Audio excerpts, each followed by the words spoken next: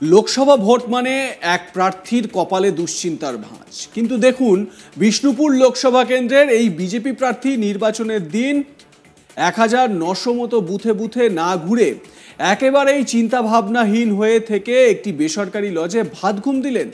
Vote পর্বের অন্তিম লগ্নে এসে ভাত ঘুম দেওয়ার পর ব্যালকনিতে এসে মিডিয়াকে ভিক্টরি সাইন দেখিয়ে জানালেন 2 লাখ ভোটে জিতছেন তিনি। হ্যাঁ, ইনি হলেন বিষ্ণুপুর লোকসভা কেন্দ্রের বিজেপি প্রার্থী সৌমিত্র খাঁ। ভোটের দিন মল্ল রাজাদের রাজধানী বিষ্ণুপুরে এক অন্যরকম দৃশ্যের সাক্ষী রইল ষষ্ঠ দফার ভোটের দিন, অর্থাৎ শনিবার 25শে মে। উল্টে ভোটের দিন বিকেলে সৌমিত্র খাঁকে দেখা গেল বেশ খোশ মেজাজেই। বেসরকারি লজের বারান্দায় মেয়েকে কোলে নিয়ে আদর করতেও দেখা যায় বিজেপি প্রার্থীকে। এবার বিজেপি প্রার্থীর একবার ভঙ্গিমাটা দেখুন, তিনি যেন জিতেই গিয়েছেন। নির্ভীক চৌধুরী, আমার প্রতিনিধি, আমার সহকর্মী, তিনি এ বিষয়ে তার প্রতিবেদন তুলে ধরেছেন। শুনবো তিনি কি বলছেন। বিষ্ণুপুর লোকসভা কেন্দ্র, যার নজর শুধুমাত্র কিন্তু পশ্চিমবাংলাবাসী নয়, নজর ছিল সারা ভারতবাসী, যেখানে যুযুধান দুই পক্ষ একে অপরের প্রাক্তনের লড়াই। সেই জায়গায় দাঁড়িয়ে একজন লোকসভা ভোটের প্রার্থীর যেখানে কালঘাম ছোটে, যেখানে এ বুথ থেকে ও বুথ ঘুরে বেড়ায়, সেই জায়গায় দাঁড়িয়ে যারা উড়োৎপুরন রচনা করলো বিষ্ণুপুরের বিজেপি প্রার্থী সৌমিত্র খাঁ। তিনি রীতিমতন একটি ব্যালকনি থেকে কিন্তু জনগণের উদ্দেশ্যে হাত নাড়িয়ে বলছেন, আমি বিন্দাস, আমি জানি আমার ভোটের ফলাফল কি হতে চলেছে। এই যেন নজিরবিহীন একটা প্রার্থী মানে তার কালঘাম ছুটে, চিন্তায় ঘুম আসে না। সেই জায়গায় দাঁড়িয়ে ঠিক শাহরুখ খানের স্টাইলে তিনি ভিক্টরি সাইন দেখালেন। সবাই মিলে রীতিমতন টান টান উত্তেজনার মধ্যে প্রায় বিষ্ণুপুর লোকসভা কেন্দ্রের যে লোকসভা নির্বাচন তা কিন্তু শেষের মুখেই, এবং সেই শেষ মুহূর্তেই ফের ব্যালকনিতে এসে জনগণকে তিনি ভিক্টরি সাইন দেখালেন বিজেপির প্রার্থী সৌমিত্র খাঁ। এখন টান টান উত্তেজনার মধ্যে সম্পন্ন হলো এই লোকসভা নির্বাচন। এই লোকসভা কেন্দ্র থেকে শেষ হাসিটা কে হাসে, তার দিকেই তাকিয়ে আম জনতা। বিষ্ণুপুর লোকসভা কেন্দ্র, যার নজর শুধুমাত্র কিন্তু পশ্চিমবাংলাবাসী নয়, নজর ছিল সারা ভারতবাসী, যেখানে যুযুধান দুই পক্ষ একে অপরের প্রাক্তনের লড়াই।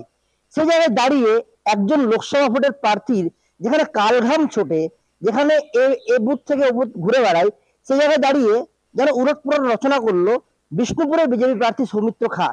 তিনি রীতিমতন একটি ব্যালকনি থেকে কিন্তু জনগণের উদ্দেশ্যে হাত নাড়িয়ে বলছেন, আমি বিন্দাস, আমি জানি আমার ভোটের ফলাফল কি হতে চলেছে। এই যেন নজিরবিহীন একটা প্রার্থী মানে তার কালঘাম ছুটে, চিন্তায় ঘুম আসে না। সেই জায়গায় দাঁড়িয়ে ঠিক শাহরুখ খানের স্টাইলে তিনি ভিক্টরি সাইন দেখালেন।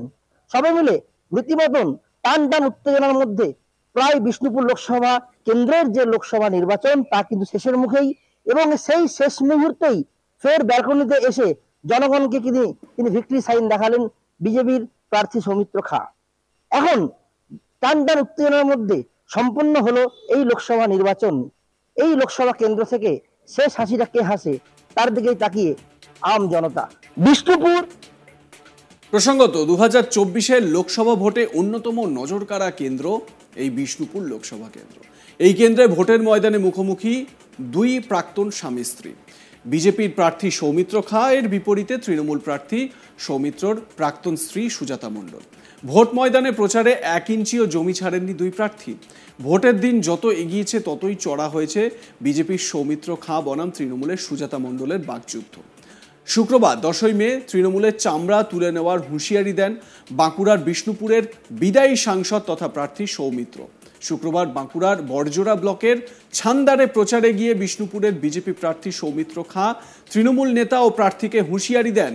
শুক্রবার বড়জোড়া বিধানসভা কেন্দ্রের অন্তর্গত ছান্দার এলাকাতে যখন বিজেপি প্রার্থী সৌমিত্র খাঁ প্রচার সারছিলেন, তখন আমাদের ক্যামেরার সামনে মুখোমুখি হয়ে বিস্ফোরক অভিযোগ করেছিলেন তিনি বলেছিলেন, প্রতিটা ফ্যাক্টরি থেকে মাসোয়ারা নেওয়াটা বন্ধ করুন, তাহলে এলাকার উন্নয়ন হবে। এবং তিনি আরও বলেন, বিষ্ণুপুর লোকসভা কেন্দ্রে তৃণমূল দাদাগিরি করলে মেরে চামড়া গুটিয়ে দেওয়া হবে, সেই ক্ষমতাটা রাখি। সৌমিত্র খাঁ কি বলেছিলেন আজ তাক বাংলাকে শোনাবো। প্রতি ফ্যাক্টরি থেকে মাসে 50,000 টাকা আপনি না নিয়ে যদি একটু শুরুয়া হয়, এটা আপনার এলাকার মানুষ, আমার এলাকার মানুষ, সর্বোপরি জনগণের জন্য কাজ করুন, মাসোয়ারাটা নেওয়া বন্ধ করুন। অলোকবাবু আপনি নিজে মাসোয়ারাটা নেওয়া বন্ধ করুন, তাহলে সব ঠিক হয়ে যাবে। অলোক মুখোপাধ্যায়ের বক্তব্য যে মমতা বন্দ্যোপাধ্যায় বাঁকুড়া জেলায় এসে যে পরিমাণ মানুষের ঢল নেমেছে বা যার যেভাবে মানুষ তৃণমূলের সঙ্গে ওদের মতো থাকুক, তাতে করে ওদের মাথা খারাপ হয়ে গেছে, জামানত জব্দ হয়ে যাওয়ার জোগাড়। ওদের মতো থাকুক, 4 তারিখ দেখা যাবে কে কাকে থাকবে। এখন যিনি প্রার্থী হয়েছেন তিনি না অলোকবাবুর বুকে পা দিয়ে নৃত্য করেন। আর মমতা বন্দ্যোপাধ্যায় বলেছেন এই ভোটটা আমাদের ভোট নয়, ভোটের পরে আমরা কিন্তু এখানে থাকবো। এর মধ্যে কি কোনো প্রচ্ছন্ন? আমি শুধু একটা কথাই বলবো, ওনাদের ভোট নয় এটা স্বীকার করেছে যে লোকসভা ভোটে উনি কিছু করতে পারবেন না। তারপরে দেখেন ও কি হচ্ছে না হচ্ছে, কে কোথায় থাকবে না থাকবে দেখেন। বিষ্ণুপুর লোকসভায় ওই দাদাগিরিটা চলবে না, চামড়াটা তুলে দেবো যদি দাদাগিরি মারতে যায়। আচ্ছা, এই বিজেপি উপরে এইটা কি সাধারণ কর্মী সমর্থকদের উপরে একটা প্রচ্ছন্ন? আপনাকে একটা কথা বললাম, বিষ্ণুপুর লোকসভায় তৃণমূল কংগ্রেস যদি দাদাগিরি মারতে দেয় চামড়াটা তুলে নেবো। এর পরিপ্রেক্ষিতে বিষ্ণুপুর লোকসভা কেন্দ্রের তৃণমূল প্রার্থী সুজাতা মণ্ডল কটাক্ষ করে বলেন, বিষ্ণুপুরের যিনি বিজেপি প্রার্থী তিনি জেনে গিয়েছেন যে তিনি হেরে গেছেন, তাই প্রতিদিন উনি আমাদের লোকেদের গালিগালাজ করছেন এবং হুমকি দিচ্ছেন। এগুলো বিজেপির কথাতেই মানায়। উনি চ্যালেঞ্জ ছুড়ে দেন, বিষ্ণুপুরে আমাদের নেতাকর্মীরা পিঠ খুলে আছে, আপনি যদি মায়ের দুধ খেয়ে থাকেন আপনি আসুন মেরে দেখান, তারপর আমাদের মেয়েরা আপনাদেরকে জবাব দিয়ে দেবে, তারপর আপনার চামড়াটা মানুষ আস্ত রাখবে। তো এই প্রশ্নটা আমি বিজেপি প্রার্থীকে করছি, আপনার মুখের ভাষা আর কতটা খারাপ করবেন বোঝা যাবে। পারিবারিক কালচার এবং শিক্ষার দৈন্যতা এটা থেকেই বোঝা যাচ্ছে। সুজাতা মণ্ডল কি খোঁচা দিয়েছেন শুনুন তার মুখেই। বিষ্ণুপুরের যিনি বিজেপির প্রার্থী উনি এতটাই মানসিকভাবে হতাশাগ্রস্ত হয়ে গেছেন যে উনি নিশ্চিত বুঝে গেছেন যে উনি হেরে বসে আছেন।